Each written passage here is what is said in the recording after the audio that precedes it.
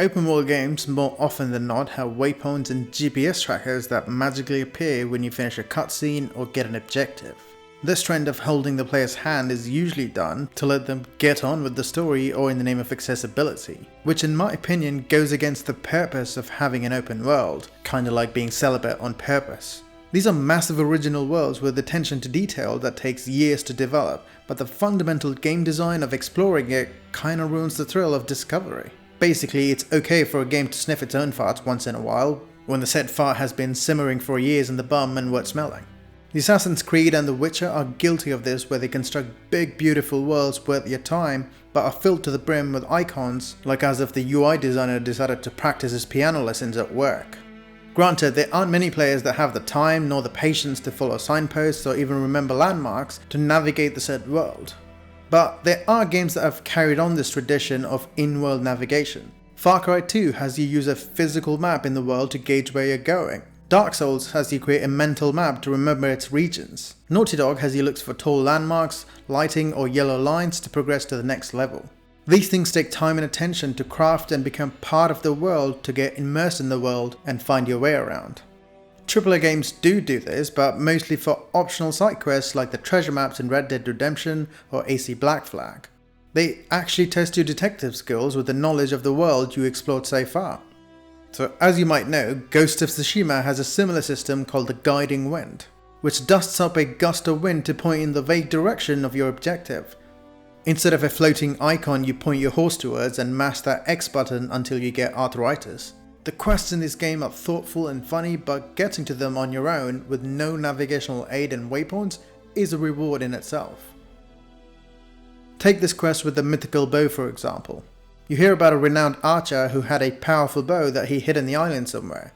And so this bloke says, Uchitsune often walked the coast, obsessed with the blue hydrangeas that grew there. Perhaps they'll provide a clue.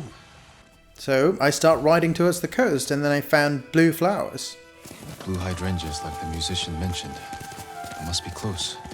Whoa there, Jen, looks like you're one of those schizophrenic protagonists who talks to themselves. So I find a map on the island surrounded by blue flowers and start to look for that. And aha, I go in there where I find another map with blue flowers on a mountain. But as I start to wander, I stumble upon another quest organically. I didn't get there because a dotted line told me to, but I got there out of curiosity. Just like some of my unmentionable browser history. Anyway, I get to the top of the mountain with the shrine and fight a demon to get a weapon that I might have missed if I'd buggered off to do with the story missions. But by making exploration a core mechanic, Tsushima blurs the line between main and side missions which organically fed into the Guiding Wind system. That's why Fallout 4 was incredibly engaging with its alluring world filled with quests, goodies and mysteries you want to explore. Another way Tsushima encourages exploration is the camera. It frames Jin riding on a horse on the left so that you can get a clear view of the world in front of you. It also gets up behind his bum while tracking for footsteps or doing stealth. It changes into first person when Jin is under a house or below floors. It pulls back when you're into combat so you have a better view of the enemies around you. It plays a pivotal role in framing Jin to the context so you can understand the landscape better and explore with understanding. Another way Tsushima makes its exploration enticing is how you explore the island and how it's revealed to you. At the start of the game, your map is blank and you'd have to explore and visit places to fill the map.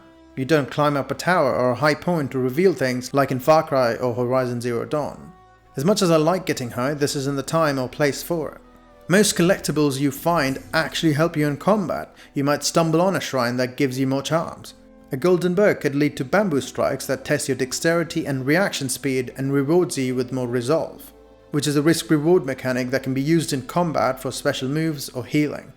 Unique constructions or rising smoke suggest that there can be either a friend or a foe. A backstabbing friend would have been more realistic if you ask me. One of the ways that other games have done this is using murder mysteries like the ones in Red Dead Redemption, where a serial killer has been murdering people and leaves clues behind to track him down. There are 3 different spots that you can stumble onto to find this mystery. And when you piece all the clues together, it gives you a coordinate to find the area, along with a sketch of the hatch that he's hiding in. This could be missed entirely by most players and is never added to your log automatically or shows up as an icon. And it also doesn't slack in terms of quest design. There are detailed notes of his desires and actions and a cutscene to show more of his personality. The actual thrill comes from you doing the detective work and finding out this character than you following a scripted chase sequence. Anyway, your curiosity in Tsushima can also lead to areas that might be too intimidating at first, where you can get overwhelmed with tons of enemies where you don't have enough movesets. You can get pummeled to death by them when you have not enough health or movesets, but later on in the game, when you have acquired more moves and understanding of the combat, you can slash through those ding-dongs like a badass samurai. It's not like where you can't assassinate a dweeb because he's a level above you or something, as they have an overlong health bar you're chipping away like Andy Dufresne's prison wall. I'm talking to you, Assassin's Creed. Tsushima uses this cleverly to stave off the other half of the map with baddies that aren't level gated but more skilled, which you can totally try and get through. Good luck, you lunatic. The main objective in the first half is to gather enough allies to storm the castle and rescue Jin's uncle. You could beeline the main objective with for your skills and abilities, which means you're not level gated or forced to do side quests to get on with the story. You're just getting on with it at your own pace and skill. You start off with a single stance and a few resolve nodes to heal, but as you play the game more and more, through discovering shrines and organic quests, you unlock new and improved stances that you can use to deal with various enemy types scattered throughout, which makes the gameplay feel more complex and organically challenging throughout the game, instead of an arbitrary threshold that determines your fate, kind of like the drinking age for an 18-year-old at a strip club. This way, you're still discovering new towns and other surprises hours into the game, where other open worlds start to feel same and predictable. That's not to say the game's perfect though. There are no NPCs that can give you directions or signposts that a fork to see where you're going, kinda like at the end of a Tinder date. And some of the minor quests do follow, oh no, my husband has gone missing in the nearby area and you're the only one who can save him, no matter the pressing issues you might have, and you can take your sweet time to save him. Which feels like the copy-pasted stuff that you see in most open world games. It also falls into the trappings of modern design trends like the Assassin's Creed style trailing missions, Far Cry-esque camps that you can liberate, and forced stealth sections that you can fail. Also accidentally slashing your horse because every other game uses a different button like Red Dead. But open world games generally feel bland and boring if the world itself isn't calling out to you to explore. Breath of the Wild gives freedom and exploration a whole new meaning, but lacks the storytelling like Tsushima, which tells an intriguing story that's linear, but the way it uses its world to pique players' curiosity of what's around the corner is what makes its guiding wind mechanic an ingenious one. Hey, thanks for watching this video, which obviously is fantastic, let's not debate about that, so do your bit and leave that like below. Like a simp who loves Twitch gamers for their personality.